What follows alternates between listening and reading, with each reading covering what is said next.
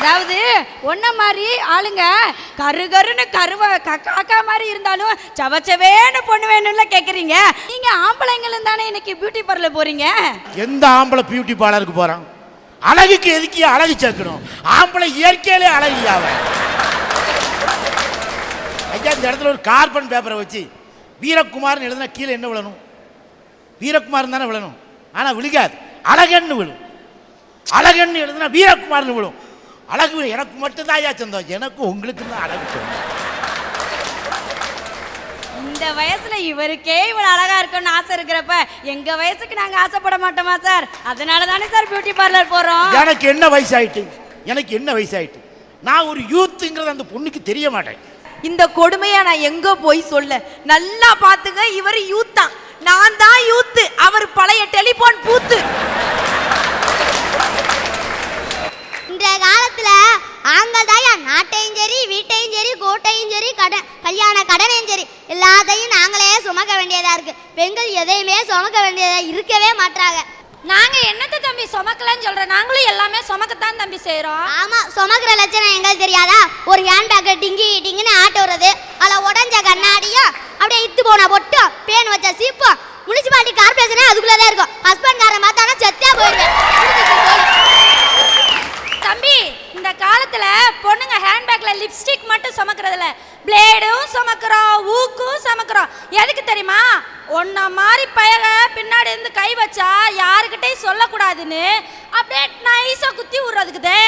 அட்டை வீர நீங்கன்னா அதை பத்தி நினைச்சு கூட பார்க்க கூடாது. அக்கா தங்கச்சி இருந்துச்சுன்னா அவன் அன்னைக்கே சன்னியாசிதான். இப்படிதான் எனக்கும் தெரிஞ்சானே கல்யாண வயசு வந்திருக்கு. அம்மா கல்யாணம் அப்படின்னு சொல்லியிருக்கா. ஆமாண்டா உங்க அக்காவுக்கு கல்யாணம் சொல்லியிருக்கா. திக்குன்னு போட்டுருச்சு. அவ அக்கா கல்யாணம் முடிஞ்ச பேரும் போய் கேட்டிருக்கேன், அம்மா எனக்கு கல்யாணம் பண்ணி வைங்களேம்மா. இரா மூத்த தங்கச்சி கல்யாணம் ஆகட்டும்னு சொல்லியிருக்கா. மூத்த தங்கச்சிக்கு கல்யாணம் முடிஞ்சு போய், அம்மா ப்ளீஸ்மா கொடுமையில கொடுமைப்படுத்துறீங்களாம்மா, இரா எல்லாரும் தங்கச்சிக்கு கல்யாணம் ஆகட்டும் இப்படி சொல்லி சொல்லி அவ அம்மாக்கே 60ஆம் கல்யாணம் நடந்துருச்சு. இன்னும் அவனுக்கு ஆகலையா? இதாயா மூத்த மானோட நிலைமை. எங்களால பட்ட பேர் வச்சு கூடுவா, இதை பார்க்குற உருப்படாதவனே. ஆனா பெண்கள் எல்லாம் மகாலட்சுமி வரா, சரஸ்வதி வரா அப்படின்னு கூப்பிடுவாங்க. சார் எங்களையும் தான் சார் பொட்டாச்சி மூதேவி பிசாசுன்னு திட்டுறாங்க. அந்த பொண்ணு உண்மையே தானே ஐயா சொல்லுது. மூதேவின்னு சொன்னது தப்பா? பொம்பளையா இருக்காளா? வீட்டுக்கு போயில தலை பின்னி அழகாக உட்காந்துருக்கணும். முத்தத்தில் வீட்டு வாசலில் வீட்டுக்காரனை வரவேற்க உட்காந்துருக்கணும். வீட்டுக்கு முன்னாலேயே தலையை விரிச்சு போட்டு பேய் மாதிரி உட்கார்ந்தா மூதேவின்னு சொல்லாமல் என்னன்னு சொல்லுவான்? பட்ட பேரை வச்சுக்கிட்டு நாங்களும் தான் தெரியும். ஒரு அண்ணன் 5 வருஷம் லவ் பண்ணியிருந்தா. என் வயசுக்கு மேல மேட்ரு தான் இருந்தாலும் எங்க ஆங்க இல்லாம மேட்ரை சொல்லி தானே ஆகணும். 5 வருஷம் லவ் பண்ணியிருக்கா அந்த அண்ணன் சொல்லிட்டா. நம்ம லவ் பண்ணி 5 வருஷம் ஆயிடுச்சு. இன்னைக்கு நைட்டு கட்டின புடையோட ரயில்வே ஸ்டேஷனுக்கு வந்துரு கல்யாணம் பண்ணிக்குவோம் அப்படின்னு சொல்லியிருக்கா. அந்த அண்ணனும் ரயில்வே ஸ்டேஷனில் போய் கட்டின புடையோட வந்துருவான்னு வெயிட் பண்ணிக்கிட்டே இருந்தா. அந்த அண்ணன் எதிர்பார்த்த ரயில் வந்துருச்சு. ஆனால் ஆளை காணா. கட்டின புடையோட வரவே இல்லை. அடுத்த நாள் காலையில் கேட்டிருக்காங்க, ஏய் கட்டின புடையோட வரேன்னு சொன்னியே எங்கே காணா அப்படின்னு. சாரி டார்லிங், நேற்று நீங்கள் கட்டின புடையோட தானே வர சொன்னீங்க, நேற்று நான் நைட்டி போட்டிருந்தேன் அப்படின்னு கேசுவா சொல்லி டாட்டா காமிச்சிட்டு போயிடுச்சு. ரோட்டில் பார்த்தீங்கன்னா அது ஆண்கள் தான் பைத்தியமாகாரவனா இருப்பாங்க. அதுக்கு தேன் சொல்கிறேன், தலையில் அடிச்சுன்னு சொல்கிறேன், ஆம்பளையாவே பிறக்க கூடாது. ஒரு வாழ்க்கைக்கு அடித்தளமா இருக்கிறவங்க யாரு தெரியுமா? மாதா, பிதா, குரு, தெய்வம். இந்த 4 பேர் நல்லா இருந்தாலே ஒரு சமுதாயமே நல்லா இருக்கும். ஆனா இந்த 4 பேரையுமே நம்ப முடியலையே. எப்படி தெரியுமா? ஃபர்ஸ்ட் மாதா. தன்னுடைய ரத்தத்தை பாலா மாத்தி கொடுக்கிறவ தான் தாய். அந்த பாலே ரத்த ஆற ஓடுறத பார்த்து ரசிச்ச தாயும் இருக்காங்கன்னு சொன்னா நம்ப முடியுதாங்க? அதான் தான் கள்ளக்காதலுக்காக தான் பெத்த பிள்ளைய துண்டு துண்டா வெட்டி ஃப்ரிட்ஜில் அடைச்சி வச்சிருந்தாலாம் ஒரு தாய். அதே கள்ளக்காதலுக்காக தான் 2 வயசு குழந்தைய ஆற்றுப்படுகையிலே அவளும் அவளுடைய கள்ளக்காதலனும் சேர்ந்து அடிச்சே கொண்டு இருக்காங்கன்னா தாயோடைய புனிதமே கெட்டு போச்சேங்க. அக்கா, நீங்க உங்க அம்மாவை நம்புறீங்களா? நம்புறேன். உங்க குழந்தைங்க உங்களை நம்புதுங்களா? நம்புறேன். அதுதாங்க வாழ்க்கை, நம்பிக்கை தான் வாழ்க்கை. எங்கேயோ 90% நடக்கிறதுக்காக 10% தாய்மார்களுக்காக பேச வந்திருக்கீங்களேக்கா. இன்னைக்கு தமிழ்நாட்டோட கலாச்சாரமே தாய்மை தான். இன்னைக்கு எல்லா தாய்களும் நல்லவங்களா தான் இருக்காங்க. நானும் சரி, என்னுடைய தாயும் சரி, நல்ல தாய்ங்கிற நம்புறதுனால தான் இந்த அசிங்கத்தை நினைச்சு வெக்கப்பட்டு வேதனைப்பட்டு இங்க மனக்குமுறலோட எடுத்து வச்சிட்டு இருக்கேன். அடுத்த நம்பிக்கைக்குரியவர் பிதா. ஒரு குடும்பத்தில் பாசத்தை காமிக்கிறதுக்கு தாயினா 10 காசு கொண்டாந்து கொடுத்து அந்த குடும்பத்தை வழி நடத்தி செல்றவன் தான் தந்தை. ஆனால் இன்னைக்கு எத்தனை தந்தைமார்கள் கிடைக்கிற காசை கொண்டு போய் டாஸ்மார்க்கில் குடிச்சிட்டு வந்து இங்கே பிள்ளைக்கு எக்ஸாம் நடந்துக்கிட்டு இருக்கும், ஹஸ்பண்ட் அண்ட் ஒய்ஃப் சண்டை போட்டுக்கிட்டு இருப்பாங்க. ஸோ அந்த பிள்ளையோடைய படிப்பு எதிர்காலம் என்ன ஆகுறது? ஒரு பிள்ளைய வழி நடத்தி செல்ற தந்தையை நம்ப முடியலையே. தந்தையை பற்றி குறைச்சி பேசாதீங்க. அவன் எதுக்கு டாஸ்மார்க்கு போகிறான்? அவன் பாஸ் மார்க் வாங்கினா டாஸ்மார்க் போனதுக்கா? அவன் பாருக்குள்ளே போகலே பாட்டில் தூக்கி அப்படி கையில் பார்ப்பான். பாட்டிலாக தெரியாது, உன் பொண்டாட்டியாக தெரியுவா. வீட்டில் அடிபட்டு வந்திருப்பான். பாட்டில் மேலே ஒரு தட்டு, கீழே ஒரு தட்டு.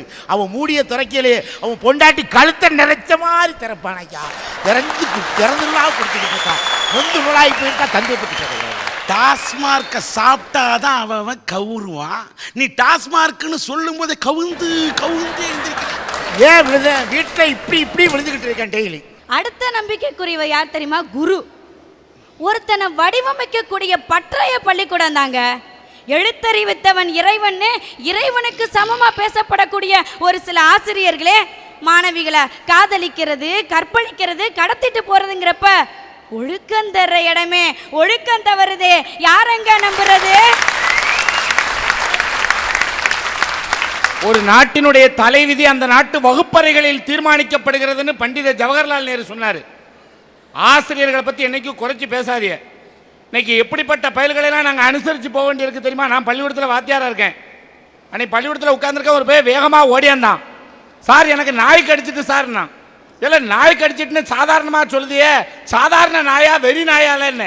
அது சாதாரண நாயா வெறி நாயான்னு அந்த நாய்கிட்ட கேட்டால் அது சொல்லவா சார் செய்யுமுங்க? இல்லை சாதாரண நாயினா பிரச்சனை இல்லைல்ல, வெறி நாயினா ஆஸ்பத்திரியில் போய் ஒரு ஊசி போடணுமில்லங்க, போடாட்ட என்ன செய்யும்னு கேட்கான். போடலைன்னா 40 நாள் கழிச்சு உனக்கு வெறி பிடிக்கும், நீ நாய் மாதிரி குறைப்ப, நாய் மாதிரி கடிப்பன்னு. அவன் கவலையே படலைன்னாச்சு. நேராக போனான், புத்தக பைய எடுத்தான், ஒரு பேப்பரை எடுத்தான், ஒரு பேனாவை எடுத்தான், உட்காந்து எழுதிக்கிட்டு இருக்கான். இல்லை நாய் கடிச்சிருக்கேன், இந்த வலியோட உட்காந்து என்னத்தில் எழுதிக்கிட்டு இருக்கேன்னு கேட்டேன். சார் 40 நாள் கழிச்சு எனக்கு வெறி பிடிச்சி நான் நாய் மாதிரி குறைச்சி நாய் மாதிரி கடிச்சா யார் யாரையெல்லாம் கடிக்கணும்னு லிஸ்ட் போட்டுக்கிட்டு இருக்கேங்க. கொண்டாடா பாப்போம்னு வாங்கி பார்க்க முதல் பேரு என் பேரை எழுதி வச்சிருக்கான். அடுத்து கடைசியா ஒரு மனுஷனுக்கு மன நிம்மதியை தரக்கூடிய இடம் எது தெரியுமா? தெய்வம் இருக்கிற இடம். சரி, அங்கேயாவது போய் சொல்லி அழுவோன்னு போனா அங்கேயும் தப்பு நடக்குதே. அன்னைக்கு காஞ்சிபுரம் சொன்னோன்னா நமக்கு பட்டு ஞாபகத்துக்கு வரும். இன்னைக்கு காஞ்சிபுரம் சொன்னோன்னா என்னென்னமோ ஞாபகத்துக்கு வருதே. ஸோ ஒருத்தனுக்கு ரோல் மாடலாக இருக்கக்கூடிய பெற்றவங்களை நம்ப முடியல, கற்றுத்தரக்கூடிய ஆசிரியரை நம்ப முடியல. அவங்கள நம்பலாம் இவங்களை நம்பலான்னா நம்பி நடுத்தருவில் தான் சார் நிற்கணும். அதனால தான் சொல்கிறேன், கண்ணதாசனுடைய யாரைத்தான் நம்புவதோ பேதை நெஞ்சம், அம்மம்மா பூமியிலே யாவும் வஞ்சங்கிற இந்த பாடல் மட்டுமே இன்றைய வாழ்க்கைக்கு பொருந்ததுங்க. செபஸ்தியார் பட்டினத்தைச் சேர்ந்த ஏ ஜஸ்டின் இந்திரா என்ற பெண்ணை மேடைக்கு அழைக்கின்றோம். இப்பொழுது மேடையில் நின்று கொண்டிருக்கக்கூடிய இந்த ஜஸ்டின் இந்திரா என்ற இந்த பெண், இவருடைய தந்தையார் பெயர் ஆரோக்கியம். இவர் சாதாரண ஒரு கூலி தொழிலாளிங்க. தான் கூலி தொழிலாளியாக இருந்தாலும், ஒரு கூலி தொழிலாளியின் மகளாக இருந்தாலும் நான் கஷ்டப்பட்டு படித்தே தீர்வேன்னு ஒரே உத்வேகத்தோட இந்த பொண்ணு பொறுப்பாக இருந்து படித்த காரணத்தால் தான் இன்னைக்கு பிஇ கம்ப்யூட்டர் சயின்ஸ் 1ஆம் ஆண்டு படித்து கொண்டிருக்கின்றார். இப்படி படித்து கொண்டிருக்கக்கூடிய இந்த பெண்ணுக்கு அவங்க அப்பாவால் எந்த உதவியும் செய்ய முடியல. சாதாரண ஏழை கூலி தொழிலாளி, நான் எப்படி படிப்பேன்னு இந்த பெண் கண்ணீர் வடித்த போது இவருடைய படிப்பு செலவுக்காக நம்முடைய சன் டிவியினுடைய அரட்டை அரங்கமும் எஸ்ஆர்எம் பல்கலைக்கழகம் இணைந்து 15,000 ரூபாய்க்கான இந்த காசோலை இந்த மேடையில் வழங்கப்படுகிறது.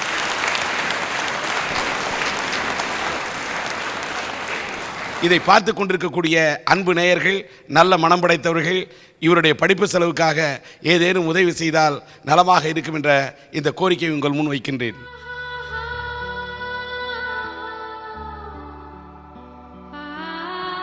இங்கே இருக்கக்கூடிய நேயர்கள் 7500 ரூபாயை வழங்கியிருக்கின்றீர்கள். மொத்தம் 22,500 ரூபாய் இவருடைய படிப்பு செலவுக்காக வழங்கப்படுகிறது.